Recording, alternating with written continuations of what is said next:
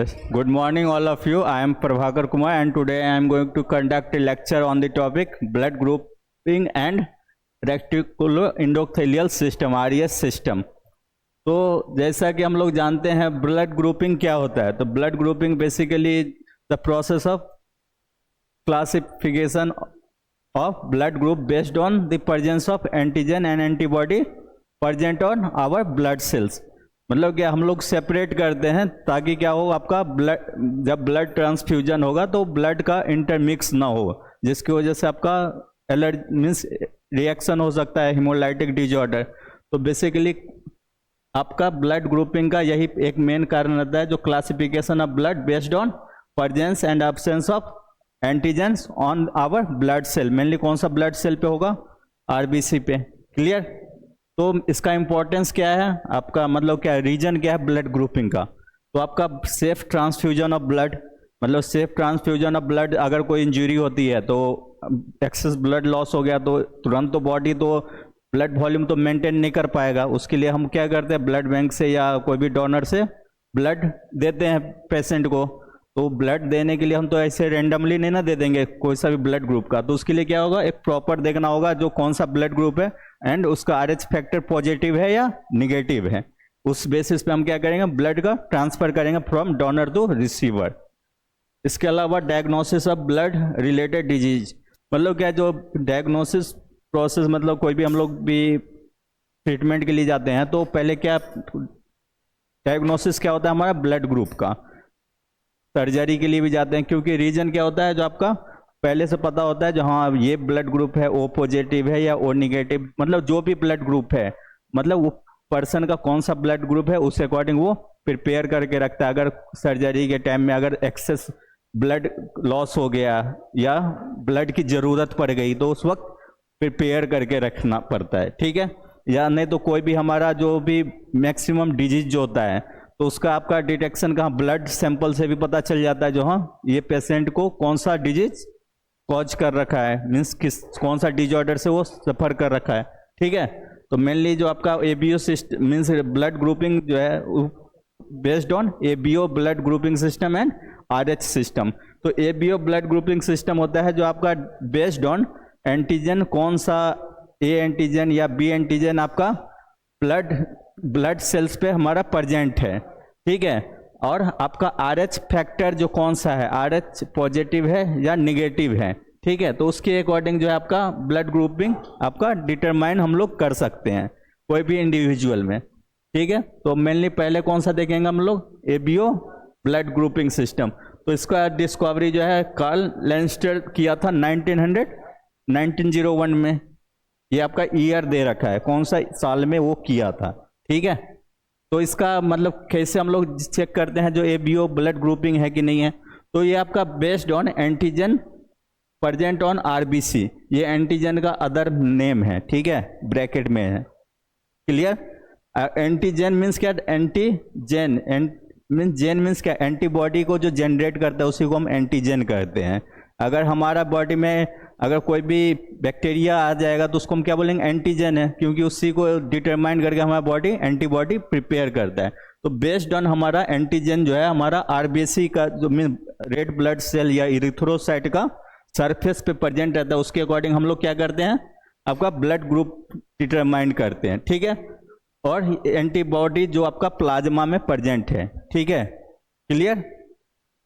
तो मेनली हमारा कितने टाइप का है एबीओ के अकॉर्डिंग, 4 ब्लड ग्रुप है, A B and O blood group, ठीक है।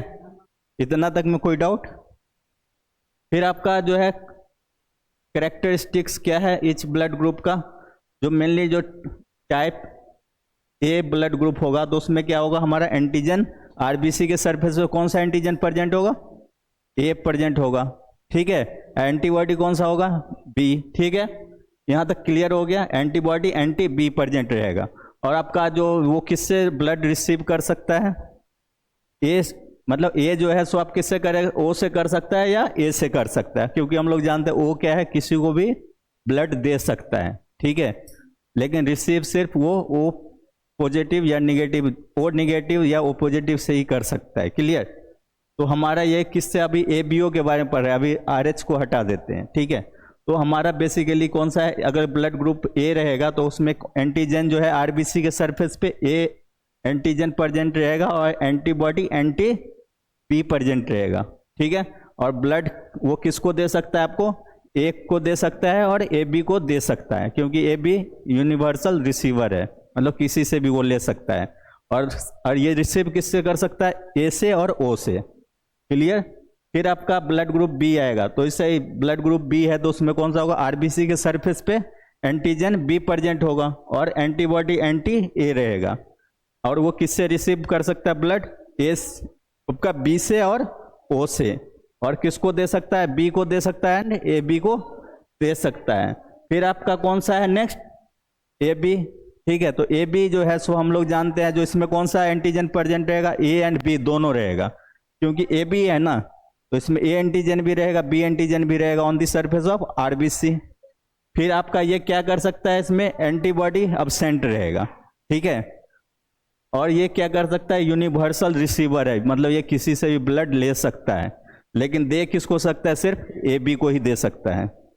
फिर आपका लास्ट वन कौन सा है, टाइप ओ, तो इसमें एंटीजन अब्सेंट रहता है। इसमें ए बी में क्या था, एंटीबॉडी अब्सेंट था, लेकिन इसमें क्या है, ओ में एंटीजन अब्सेंट रहेगा, एंटीबॉडी दोनों रहेगा, anti A and anti B, clear.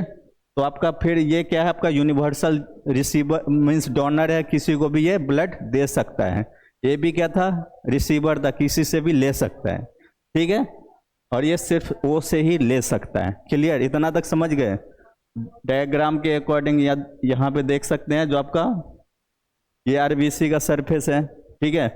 और ये आपका A B and O blood group है। तो इसमें आपका ए ब्लड ग्रुप में कौन सा एंटीजन प्रेजेंट होगा, एंटीजन ए, बी में एंटीजन बी, ए बी में एंटीजन ए बी एंड ओ में एंटीजन अब्सेंट होगा। सेम हमारा एंटीबॉडी में देखेंगे तो हमारा ए में कौन सा होगा, एंटीबॉडी बी, फिर आपका बी में कौन सा होगा, एंटीबॉडी ए, और ए बी में कौन सा होगा, एंटीबॉडी अब्सेंट होगा। फिर हमारा ओ में क्या होगा, जो दोनों एंटीबॉडी प्रेजेंट होगा, क्लियर इतना तक। फिर नेक्स्ट वन कौन सा है आपका, आरएच बेस आपका सिस्टम। इसमें हमारा किसके अकॉर्डिंग पहले डिटरमाइन किए थे, रेसिस मंकी जो है उस पर हम लोग पहले ये देखे थे, वहीं से आरएच नाम आया। रेसिस है ना, वो मंकी का स्पीसीज है, वहीं से इसका आरएच फैक्टर आया, ठीक है। तो मेनली आरएच पॉजिटिव जो होगा वो क्या करेगा, आपका आरएच एंटीजन जो है हमारा आरबीसी का सरफेस पे प्रेजेंट होगा, तो वो कौन सा होगा, आरएच पॉजिटिव, क्लियर। अगर निगेटिव है तो वहां पे क्या होगा, आरएच एंटीजन अब्सेंट होगा, यहां तक क्लियर।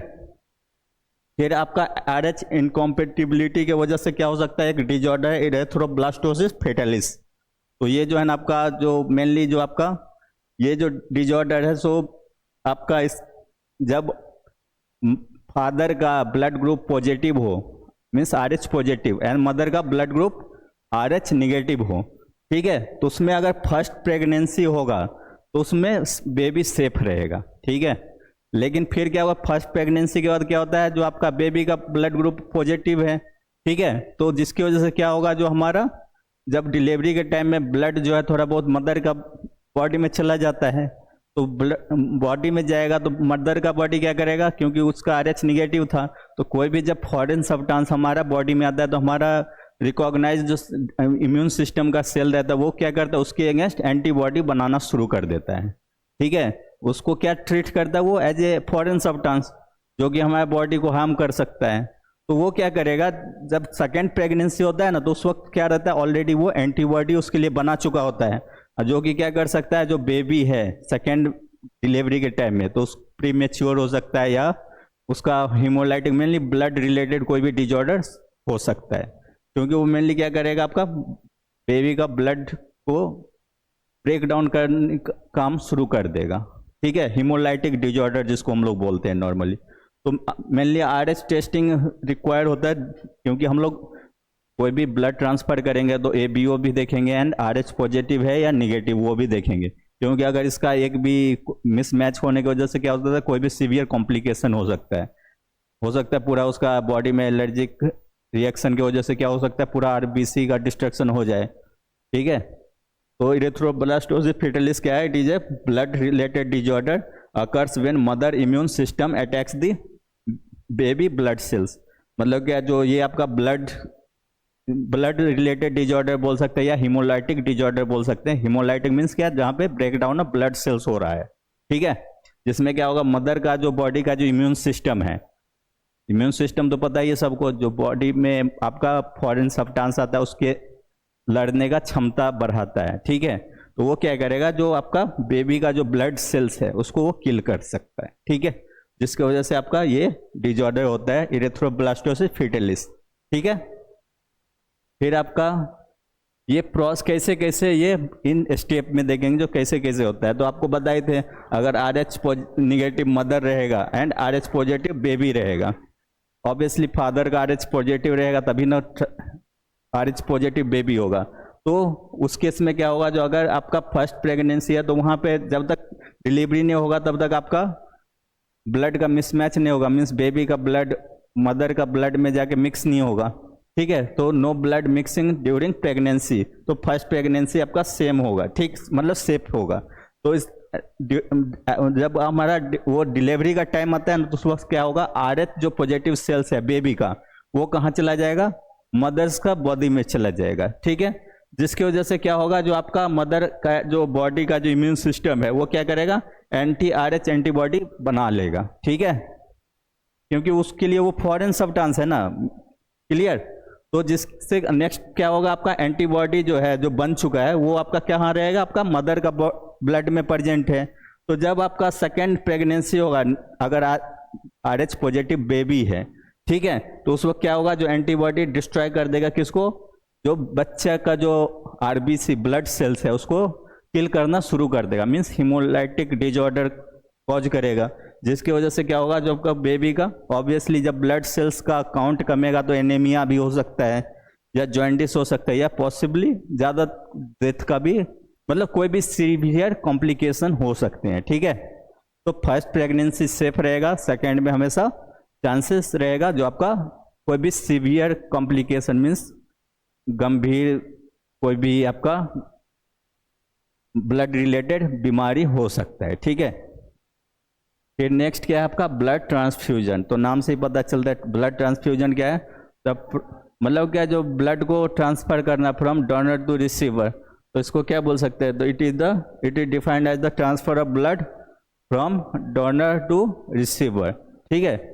तो इसको हम डायरेक्ट ऐसे ही तो नहीं ना हम ट्रांसफर कर देंगे, पहले तो हम पूरा उसका ABO सिस्टम चेक करेंगे, जो हाँ उस डोनर का कौन सा ब्लड ग्रुप है, रिसीवर को कौन सा ब्लड ग्रुप चाहिए, फिर उसका RH भी चेक करेंगे, अगर RH नहीं चेक करेंगे तो उसके वजह से भी आपका कॉम्प्लिकेशन हो सकता है, ठीक है। तो डिफिनेशन क्या है आपका, transferring of blood from donor to receiver, ठीक है, या रिसिपिएंट बोल सकते हैं इसमें। और इसका काम क्या है, जो आपका mainly severe anaemia, haemorrhage, trauma, burns, surgery, जो भी आपका ये सब कॉम्प्लिकेशन आता है, जैसे सीवियर एनीमिया मीन्स क्या, जो due to the decline in the level of RBC का लेवल हमारा बॉडी में जब कम हो जाएगा तो एनीमिया कॉज होता है, एनीमिया कॉज होगा तो ऑब्वियसली हमारा बॉडी में ऑक्सीजन का मतलब क्या डिमांड बढ़ जाएगा एंड सप्लाई रेट तो कम हो गया, तो जिसकी वजह से क्या है, जो आपका मतलब जो भी एनीमिया वाला सिम्टम दिखेगा, चेस्ट पेन, ठीक है, या कार्डियक डिजॉर्डर भी हो सकता है जैसे एंजाइना होता है, ठीक है। Haemorrhage means blood loss, trauma या सर्जरी के टाइम में जो अगर ब्लड लॉस हो गया तो उसको फुलफिल करने के लिए भी ये प्रोसेस से गुजरना पड़ता है, होता है ना, जब ब्लड लॉस हो जाएगा तो ब्लड चढ़ाएंगे ना पेशेंट को, तो ट्रांसफ्यूजन क्या है, जो ब्लड का चढ़ाना, ठीक है, किसको देते हैं, जो भी पेशेंट है। फिर नेक्स्ट कौन सा है आपका रिक्वायरमेंट क्या क्या सा है, तो blood group matching and cross matching, मतलब क्या प्रॉपरली हम उसको पहले हम क्या करेंगे, जांच करेंगे जो हाँ जो डोनर एंड रिसीवर का ब्लड ग्रुप सेम है कि नहीं है, ठीक है, ब्लड ग्रुप RH फैक्टर जो भी है, ठीक है। फिर आपका डोनर क्या करेगा, ब्लड को देगा, रिसीवर का काम क्या है, ब्लड रिसीव करेगा, क्लियर। फिर आपका डिजॉर्डर ऑफ ब्लड, तो आपका ये सब ब्लड रिलेटेड डिजॉर्डर है, जैसे कौन कौन सा आपका एनीमिया क्या होता है, जो आपका due to the decline in the number of RBC means क्या RBC का सेल्स का नंबर कमेगा, तो जिसकी वजह से क्या होगा, हमारा बॉडी में ऑक्सीजन का कमी हो जाएगा और उस कंडीशन को हम क्या बोलेंगे, एनीमिया। ल्यूकेमिया मीन्स क्या होता है, ब्लड का कैंसर को बोलते हैं, ब्लड कैंसर को ल्यूकेमिया बोलते हैं, ठीक है। तो इसमें क्या होता है, अनकंट्रोल मीन्स क्या, जो एक होता है ना नॉर्मल सेल डिवीजन, एक होता है अनकंट्रोल सेल डिवीजन, मतलब इसमें कोई रेगुलेशन नहीं है। तो बियॉन्ड लिमिट हमारा जो है bone marrow cells blood cells को बनाते जा रहा है, तो जिसकी वजह से क्या होता है आपका leukaemia means blood cancer. Clear. फिर क्या है आपका पॉलीसिस्टेमिया, तो इसमें क्या होता है आपका एक्सेस आरबीसी प्रोडक्शन, मतलब क्या हमारा आरबीसी जो है मीन्स क्या जो नॉर्मल लेवल से ज़्यादा प्रोडक्ट मीन्स प्रोड्यूस हो रहा है, ठीक है। फिर आपका कौन सा है कोआगुलेशन या क्लॉटिंग डिसऑर्डर, तो ये अगर हमारा ब्लड वेसल्स में ब्लड फ्लो हो रहा है, अगर वहीं पे कहीं पे अगर जाके क्लॉट फॉर्म कर ले तो हमारा वो क्या कर सकता है, जो आपका ब्लॉकेज कर सकता है, जिसकी वजह से हमारा क्या है जो कार्डियक अरेस्ट भी हो सकता है। अगर हार्ट तक ब्लड सप्लाई पहुंचे ना, अगर मेन आर्टरी जो भी है आयोटा वो अगर ब्लॉक हो जाए तो क्या हो सकता है, पेशेंट का डेथ भी हो सकता है, ठीक है। या नहीं तो ये भी हो सकता है अनकंट्रोल ब्लीडिंग, क्योंकि कोआगुलेशन डिसऑर्डर है द क्लॉट फॉर्म हो जाएगा, यानी तो क्लॉट फॉर्म नहीं होगा, हमारा बॉडी का सरफेस पे अगर कट लग गया या ब्लड वेसल्स में कहीं पे भी आपका ट्रॉमा हो गया मीन्स कट हो गया, तो जिसकी वजह से क्या होगा, क्लॉट फॉर्म नहीं होगा एंड ब्लड लॉस होते चले जाएंगे, जिसकी वजह से भी पेशेंट का डेथ हो सकता है। क्लियर। फिर आपका कौन सा है आरईएस सिस्टम या रेटिकुलो इंडोथेलियल सिस्टम, तो ये हमारा बॉडी का जो डिफरेंट सेल्स है वो आपस में मिल के क्या करता है, बॉडी को एक इम्यून सिस्टम प्रोवाइड करता है, means to fight against foreign substances जो हमारे बॉडी में आइदर इंटेंसली इंटर हो जाए या नॉन इंटेंशनली, ठीक है। तो यही है network of cells throughout the body that plays a vital role in the immune system, मतलब क्या नेटवर्क ऑफ सेल मीन्स क्या, जो बहुत सारा सेल आपस में मिल के क्या करता है, जो बॉडी को एक इम्यून सिस्टम में हेल्प करता है, मीन्स क्या जो इम्यूनिटी डेवलप करने में हो या बैक्टीरिया जो आ गया उसको किल करने में हो। तो मेनली आपका इसको अदर नाम में नेम क्या है आपका, मोनोन्यूक्लियर फैगोसाइट सिस्टम भी बोलते हैं, ठीक है, एमपीएस। इसके अलावा ये और क्या करता है, defensive system against foreign particle और बैक्टीरिया, कोई भी हमारे बॉडी में जो बताए थे एलर्जन मीन्स कोई भी अदर देन हमारे बॉडी का सेल, कुछ भी आउटसाइडर अगर हमारे बॉडी में चला जाएगा उसको हम क्या बोलेंगे, फॉरेन सब्सटेंस बोलेंगे, या बैक्टीरिया, बैक्टीरिया मतलब क्या डिजीज कॉजिंग बैक्टीरिया, ठीक है, जिसको पैथोजेंस भी बोलते हैं, वो इंटर कर लेगा तो उससे हमारा बॉडी को बचाएगा, ठीक है। फिर आपका क्या है monocytes from the bone marrow, ये कैसे काम करता है, जो हमारा बोन मैरो में मोनोसाइट्स है, ठीक है, वो क्या करेगा, हमारा ब्लड में इंटर कर लेगा मीन्स सिस्टेमिक सर्कुलेशन में। क्लियर। जिसकी वजह से क्या होगा, माइग्रेट टू टिश्यू, मतलब जहाँ पे जो साइट जहाँ पे इन्फेक्शन है या फॉरेन सब्सटेंस जहाँ पे डिटेक्ट हुआ है, तो वहाँ पे ये हमारा पहले कहाँ जाएगा, ब्लड वेसल्स में जाएगा, तो ब्लड के साथ फ्लो होना शुरू हो जाएगा।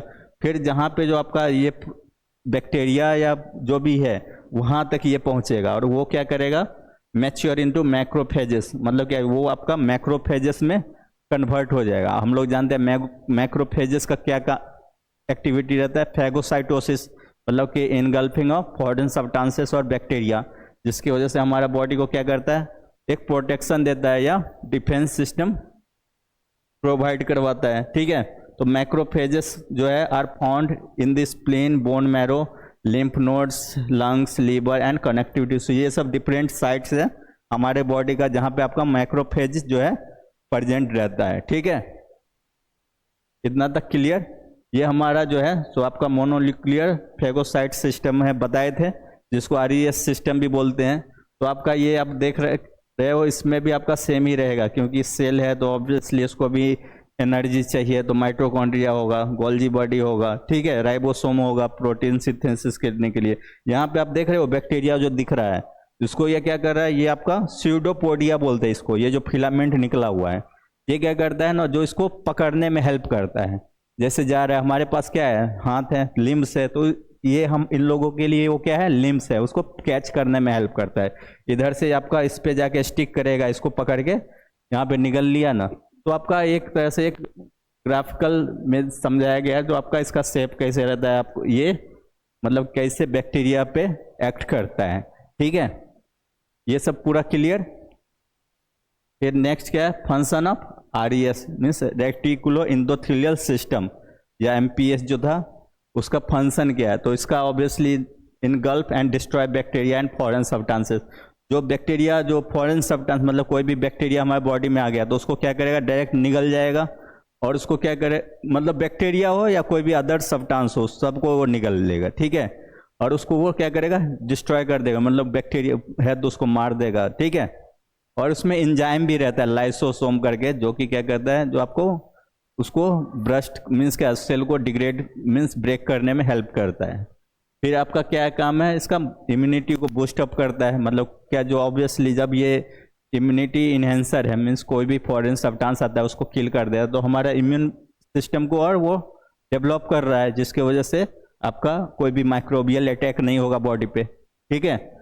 Remove old and damage RBC and platelets. जो भी हमारा RBC या ब्लड सेल्स जो है तो वो उसका भी एक लाइफ स्पेन रहता है ना, जैसे RBC का 120 डेज, तो उस ड्यूरेशन में कभी कभी होता है ना, जो कोई भी ब्लड सेल्स ब्रेक हो जाए या नहीं तो ओल्ड हो जाए तो उसको क्या करता है, ये आपको वहां से हटाने का भी काम करता है, उसको भी इनगल्फ कर लेगा, और ठीक है। तो जिसकी वजह से हमारा क्या है, जो सिस्टेमिक सर्कुलेशन है वो आपका उसमें जो मैच्योर RBC या ब्लड सेल प्रेजेंट रहेंगे, ठीक है। Plays a role in inflammation and healing. मतलब क्या, जो आपका इन्फ्लामेशन मतलब जानते हैं हम लोग, बॉडी का रिस्पॉन्स रहता है जिसमें आपका रेडनेस, स्वेलिंग ये सब होता है, पेन फील होगा, तो उसमें भी आपका ये एक्टिवली काम करता है। इन्फ्लामेशन कब होता है, जब हमारा कोई भी मैक्रोफेजेस मीन्स क्या, जो कोई भी पैथोजेंस आया तो उस पर एक्ट करना शुरू कर देता है, उसके साथ साथ हमारा बॉडी का सेल्स को भी मीन्स वो निकलना शुरू कर देता है, तो वहाँ पे इन्फ्लामेशन होता है। तो उससे भी पता चलता है हमारे बॉडी में क्या है, फॉरेन सब्सटेंस या माइक्रोबियल अटैक हुआ है, ठीक है। और हीलिंग मतलब कि जो कोई भी चीज़ अगर कट उठ गया हो, ठीक है, वुंड हीलिंग में उसमें भी हेल्प करता है। वुंड हीलिंग होगा, कटेगा तो ऑब्वियसली बैक्टीरिया इंटर करेगा ही, तो बैक्टीरिया इंटर करेगा तो उसको किल करने का काम कौन करके, आपका RES सिस्टम। इतना तक क्लियर। फिर आपका इसमें देखेंगे मतलब ओवरऑल आज क्या क्या चीज कवर किए थे। ब्लड ग्रुपिंग, ब्लड ग्रुपिंग क्या है, जो classification of blood based on presence और absence of antigen on the RBC cell, ठीक है। तो वो आपका बेस्ड ऑन RH मीन्स क्या, जो ब्लड ग्रुपिंग दो सिस्टम में बटा हुआ है, ABO एंड RH सिस्टम, तो ठीक है। तो ABO के अकॉर्डिंग देखेंगे तो अगर ब्लड ग्रुप A है तो उसमें एंटीजन A प्रेजेंट होगा एंड एंटीबॉडी B प्रेजेंट होगा, और इसके अलावा वो किसको ब्लड दे सकता है, A को दे सकता है और AB को दे सकता है। ले किससे सकता है, A से O से ले सकता है। वैसे ही B किससे, B में कौन सा होगा, एंटीबॉडी A प्रेजेंट होगा और एंटीजन B, ठीक है। और वो किसको दे सकता है, B को दे सकता है एंड AB को दे सकता है। रिसीव किससे कर सकता है, B और O से। फिर मतलब ब्लड ग्रुप अगर AB रहेगा तो वो एंटीजन AB दोनों रहेगा, और आपका एंटीबॉडी जो है अब्सेंट होगा, ठीक है। और वो किसको दे सकता है, आपका AB को दे सकता है, ले सकता है सबसे, ठीक है। O का क्या फंडा है आपका, O जो है उसमें एंटीजन अब्सेंट रहेगा, एंटीबॉडी A एंड B दोनों होगा, और ये इसका और क्या किसी को भी दे सकता है, लेकिन रिसीव सिर्फ O से कर सकता है। इसके अलावा RH पॉजिटिव एंड निगेटिव भी है, ठीक है। और नेक्स्ट इसके बाद क्या देखे थे हम लोग, इरिथ्रोब्लास्टोसिस फैटिलिस, जो मेनली RH फैक्टर की वजह से होता है, जिसमें क्या होता है, जो आपका मदर का जो है मतलब ब्लड रिलेटेड डिजॉर्डर है, जिसमें क्या होता है, जो मदर का इम्यून सिस्टम जो है बेबी का ब्लड सेल्स को डिस्ट्रॉय करना शुरू कर देता है, ठीक है। नेक्स्ट क्या देखे थे, RES factor, reticuloendothelial factor, जो कि हमारा क्या है, मतलब group of different types of cell जो हमारा बॉडी को इम्यून सिस्टम प्रोवाइड करता है, जिसकी वजह से हमारा जो भी फॉरेन सब्सटेंस है उसको इनगल्फ करता है, मीन्स निकल जाता है, और बॉडी को क्या है, एक प्रोटेक्शन प्रोवाइड करता है, ठीक है। तो आज के लिए इतना ही, नेक्स्ट क्लास में आगे देखेंगे। Thank you.